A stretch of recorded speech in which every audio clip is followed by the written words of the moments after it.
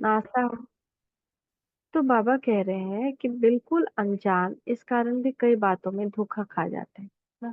देही अभिमानी है, दूसरे शब्द, तो देही अभिमानी है तो जो बातें आती है उनको समझ नहीं पाते हैं ना।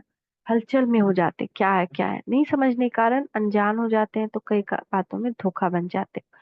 तो कोई अपने को बचाने के लिए भी अनजान बनता है, कोई रियल में भी अनजान बनता है। तो इन बातों के बजाय समान, जिसमें बिल्कुल अभिमान बिल्कुल खत्म हो जाए, और निर्माण, ये दोनों बातें धारण करनी, मनसा में समान की स्मृति रहे और वाचा में, कर्मणा में निर्माण अवस्था रहे, तो अभिमान खत्म हो जाएगा, है ना।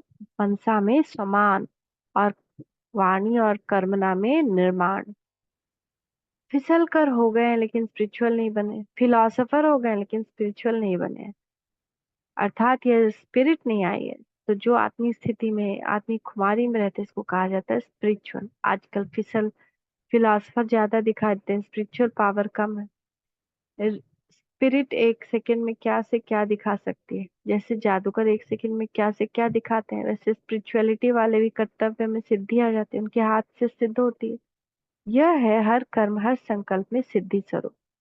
सिद्धि अर्थात प्राप्ति। सिर्फ पॉइंट सुनना सुनाना, इसको फिलॉसफी कहा जाता है। फिलॉसफी का प्रभाव अल्पकाल का पड़ता है, स्पिरिचुअलिटी का प्रभाव सदा के लिए पड़ता है।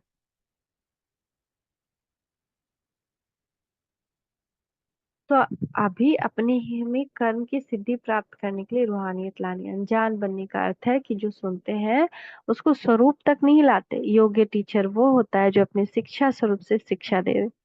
उनका स्वरूप ही शिक्षा संपन्न होगा, उनको देखना चलना किसको भी शिक्षा देगा।